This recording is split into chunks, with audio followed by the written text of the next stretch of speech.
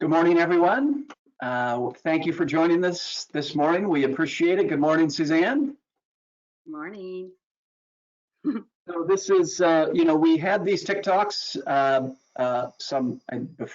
last year, towards the end of last year, and there was a lot of great response to it. And we felt that given everything that's gone on in the past year, that there was some real value in extending some of this thought process and meditation. And so, it's interesting, and Suzanne and I were just talking about that.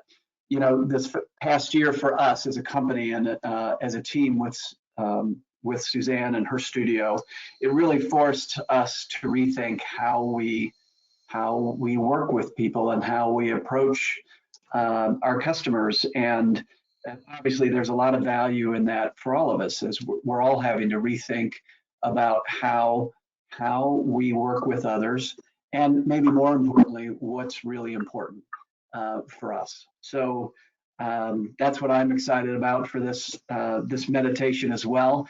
I want to encourage everybody. We'll be watching the chat. I'll try to watch it, and we've got some other people watching that as well. So if you have any questions or comments, feel free to enter those into the chat box. And with that, Suzanne, take it away. Thanks, Dave. So I'm excited to be back talking about this practice, because I've coming back from India in April allowed me to start teaching, actually, and working with people that have been have been stressed out and really wanting, and everybody actually that's in the group right now is from our industry, and it's a very creative group that gets on meditation practice. We do a meditation practice every day at 4:30, and then I do a knowledge talk on Sunday mornings. And I've initiated, a couple dozen people, and we're really getting a nice group together that are starting to kind of build an understanding of what this consciousness is about, and raising your consciousness level and unstressing yourself at a really, really good rate. So basically, I'm just going to give you a little bit about the meditation and how it works, and then talk about the importance of how it works vis-a-vis the way that we do our product development. So really, when we're tapping into our senses, what's really important for all of us to know in this Vedic worldview, and that's the study of the Vedas were what happened about 5,000 years ago plus, and this is where Buddhism came from. Siddhartha was actually a practitioner of the Vedas, and so the whole concept of Vedas are about knowledge. The word Veda means knowledge, and it's the beginning of time, and that's where yoga comes from. That's where Ayurveda comes from. It's all about the knowledge of who we truly are. And what the practice is a 20-minute practice in the morning and 20-minute practice in the afternoon. We do a group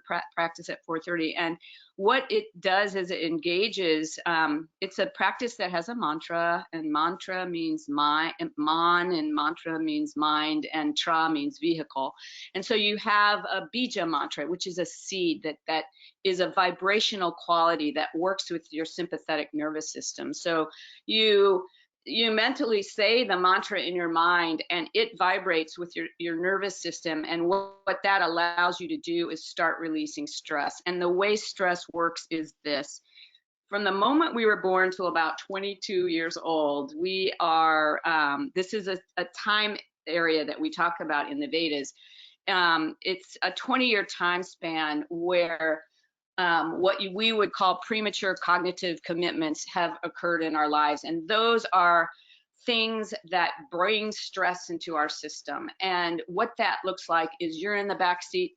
I have a perfect example. I was in the back seat of the car with my brother. We're going on a family trip. We're all excited, orange Fanta and an almond joy. And we're, we're on our drive to Florida from Illinois, and my mom and dad get into like a colossal fight. I don't even remember what it was about, but it was a fight. Like, it was like, I just remember as a kid going, oh my God, are we going to turn around? Are we not going on this trip? I think, somebody forgot to unpack or pack something or something like that. And that just gets packaged into your system, that whole thing, gets kind of embedded in your system. All that stress from that moment gets embedded in your system. And we have over 100,000 of those premature cognitive commitments in our systems, and they just get stacked up and stacked up and stacked up. So here I'm walking down the street in New York and I see an orange Fanta and I get agitated. I have no idea. The smell of the orange Fanta just ignites something in me that makes me uneasy. And I'm like, oh. And then, a month later, I grab an Almond Joy because I like it. But the minute I eat it, I get a stomach ache. I don't understand what's going on. All of these sensory things that have happened to me have caused a unnatural effect in my body that is not a relative to what's going on in my life at this time. And that's what stress is. We react and we overreact because we have all of this internal stress in us, and we get pinged right and left. I mean, if I was listening to music, whatever that music was, and I walk into a room and I hear that music, there'd be something that would be agitating to me. So we're all walking around with a lot of could also be called PTSD, all of these premature cognitive issues in our system, and they have to be released, and they need to be released. They can't be released by working out. They can't be released by sleep. They cause a lot of depression, but you don't know what it is. And so that's what the 20-minute meditation does, because every time you meditate, you are releasing stress, and stress gets released in the form of thoughts. So that's what happens. So in order, and when we're stressed, we don't see clearly, we don't think clearly, we don't react clearly, we're not relevant in our actions. And the worst part of stress in today's age is it's not like we get stressed and we can release it. We get stressed and we stay stressed. So I'm a total advocate for this because I can see what it's done for me. Anyway, let's go. So now I'm going to talk to you about how this works and how this plays out with our senses. And as you unload our ability to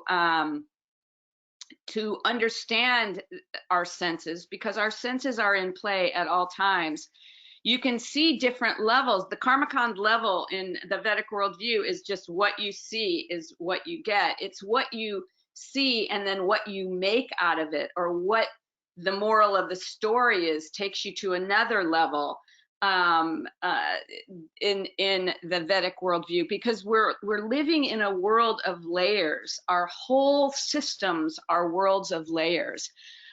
So this particular image shows, of course, I've been staying a lot on Fire Island at the beach during the pandemic. So this is like one day on a walk, and the texture of the beach and how we create the fibers. We just have a great video series going on right now on how we look and develop our products for vertical surfaces. And so I'm always intrigued when I'm walking on the beach, and how can we emulate the beach, and how do we emulate structure from what we see out there. And so this is an example of how we create. You see something and it's just like, wow, that would make the most beautiful yarn and the most beautiful fiber.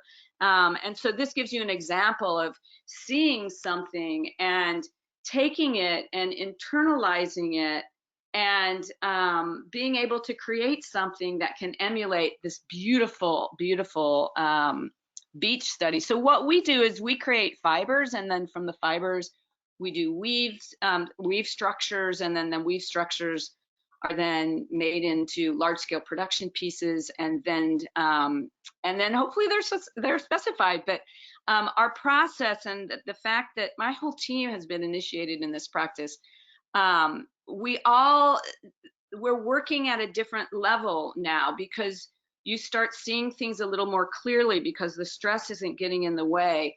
You can, the observations of things, you know, there's no oversight. You know, sight is not just seeing. Sight is like experiencing things and not, you know, not forgetting things. It's all plays into our worlds now. So sight is the first sense that is important to know about. And if you are interested in reading the Patanjali Sutras, sight's one of the first senses that we talk about. So let's go to the next.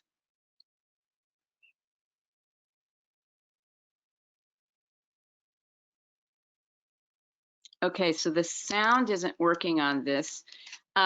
So I can just attempt to tell you what it sounds like. So, looks like a heck of a snowstorm, Suzanne. It's a heck of a snowstorm, but basically from the beginning of that video to the time that you get to the ocean is like walking into an office space that has very few people, and then by the time, you know, 9 or 10 o'clock, this was the day, rolls around, it's unimaginably loud. And I was, when the snowstorm was at the beach, I'm like, I gotta go check out like snow on the beach. You just don't ever think about that. And so I was like, I was just taking a video and I was noticing, wow, it's so quiet. All you could hear is my footprints really as I was walking. And then as I started getting closer to the ocean, it was like, it got louder and then it got louder. And then it was like ferocious by the time I got to the water's edge. And so, you know, we look at our textiles, and I'm playing this off about our products because we're constantly looking at our NRC ratings and the interstices, the spaces in between the fibers, to allow sound to get through our materials into the backing. And even though, you know, it looks like Homage has a terrible rating, that's like 0.05. You know, it's not terrible, but we're constantly looking at how we develop products and the different nuances between something that's very flat and then something that's very textured. So we're looking at that all the time in terms of how you specify and what's appropriate and what's not appropriate to use in this day and age. And I mean, that goes with the furniture that you're specifying, the carpet that you're using, how much hard surface, how much soft surface, what you surround yourself with. Drapery, we're now testing drapery for acoustics to make that be kind of something that can buffer sound now. And so we're really thinking about sound. And you know, one of the other things about sound that we all learn is that that's the last sense that goes when you move on at the end of your life. And so you can always be whispering sweet nothings into your loved one's ears and they hear you. And in the form of, you may think that they're not there in a little soft little touch of your finger, or a change in their face, or the complexion on their face. So know that you can always, you know, your loved ones are always hearing you at those in the last days of their lives. So let's go to the next one. So touch is the third sense that we know when we're learning our sutras. This is the unbelievable thing about the Vedic worldview and the Vedic practice, is that it just doesn't, you know, it's not just you can learn to meditate, but there's all these classes that you can take that are just incredible, because you learn so much about how to experience life to the fullest, like the most unbounded way of learning life. And so this is really about touch. And so this is like really how to create fibers. We create fibers that are twisted and spun in different ways to create this visual, you know, it's not just touch as in touching or you know, like how things feel, but visual. Our eyes touch things and they want texture. And so this is how we work in the studio. We build materials we weave the structures again, and we really want the tactility. It's so important now to create spaces that have tactility that allow you to feel more and more comfort. So that's something to note, to also note. And that was another image of the snowstorm last week that we just put in here because it was so beautiful, and just the feeling of that, you know. So feelings and being touched by something is also, it's not just a physical, it's these different levels from, you know, the karma kand, like I talked about, is just like the basic thing that you see, and the upasana kand is you know, is taking it beyond. It's the next layer, and the Gyan Kand, actually the Gyan Kand is in between, and the Gyan Kand is like, what's the moral of the story? The moral of the story is you see it snow on you know, on the grasses, and wow, I could make a fiber that looks like that. And then what happens is we create something. Let's go to the next, the third. And the fourth is taste. So we know if we look on the right-hand side that we've got bok choy, and we've got carrots has some flavor.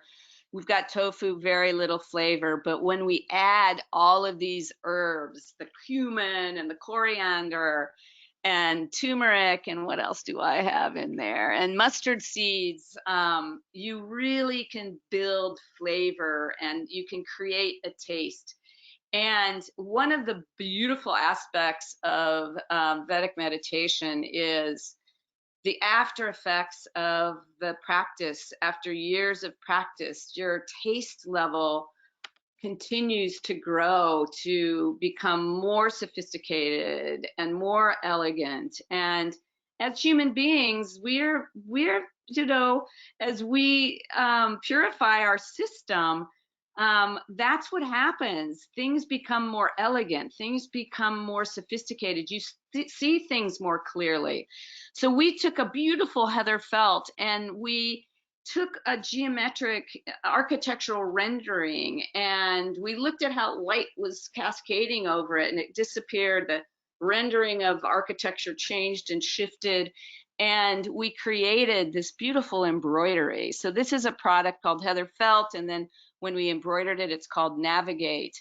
And it's really about, you know, I don't want to say perfect, that doesn't seem right, but it's really about applying a taste level that changes things. And how can we continue to do this? We're all designers, and we all, you know, inspiration is so hard to come by, but if you have the energy and kind of the ability to, the adaptability to be more and more and more creative, you can come up with all of these incredible things. And Navigate we were so afraid to put something like this in the line because of the price point, and it's not horrible. I don't remember how much it is, Dave, but it was like one of our most expensive products for a long time. Oh yeah, at the time it seemed a very high mountain, let me say that. So, but we're so happy that we did it because it's just such a beautiful, just so elegant, and it applies both vertically, wrapped walls and upholstery, and it's just it's so elegant. So that's taste, and that's the fourth sense. So like what and we can go to the next, and I think what I like about when we think about our senses is it's not just about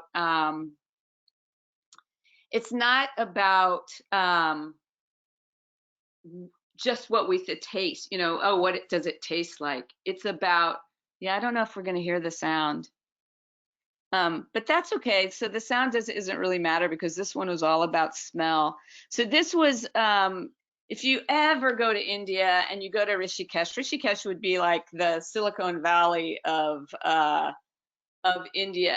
The Silicon Valley of the technical industry, you know, is California, and the Silicon Valley of meditation would be in Rishikesh, northern India, and that's where Vyasa, and that's where most of the you know, our masters, the masters of our tradition came from. And this is such an incredible experience to go to an arti, and what's wafting in the air is not just smoke, but this serious smell of camphor and sandal paste, and the smell is so beautiful and so strong. And I wanted to compare that with some of the synthetic materials that we've come out with that do not have off-gassing, and this is a silicone. It's called Top Coat, and how important it is to smell the materials that you're specifying, because you don't want to specify things that are going to change the experience in your space in a negative way, and off-gassing is one way to do that. And so when we develop our products, we definitely are looking at materials that one would experience in all aspects of your senses in a really, really strong way. To not have, smell is not a great thing in terms of materials. And so we're very, very ultra sensitive about how things smell. And I don't know if there's a double meaning for smelling. It's, I guess one could act odorous, and we don't like that either, right? So it's like, anyway, that's that would be smell, and that would be the last sense. And I think I've like at the end of my time, and but thank you so much. And I guess the last slide is something an advertisement. No, but if you guys are stressed out, if you guys are not sleeping well, if you are depressed and sad or whatever, like reach out. I love, doing my weaving workshops for all of you, and we'll continue to do weaving workshops. But in lieu of getting out there, this is the first year in my, it would have been my 37th NeoCon this year that I haven't been able to travel and meet up with everybody. So in lieu of that, I'm doing meditation courses. And so if you're, don't be shy. It's really of help to you all. So anyway, that's that. And if you want any of the textiles or want to talk textiles, contact your reps or contact our studio, and we're here to help you. And when's our next talk is a month from, I think we're doing is this the third Wednesday of the month, and we'll be at 11 o'clock. So are there any questions or anything that anybody has, or any observations or anything that you'd like to share? Okay, what do we have here? Hold on, I got something. Oh, no, I don't. Okay. All right. Okay. Thanks. So the next one, Suzanne, is next month, third Wednesday? Third Wednesday of the month. It is, or is it the last Wednesday? No, it's the third. I think it's the third. It is, am I right, gang? It's on February 24th. Okay. Cool. All right. Well, thank you so much, Suzanne. All right. Thank you. Okay. Okay. Thank you all. Have a good day. Bye.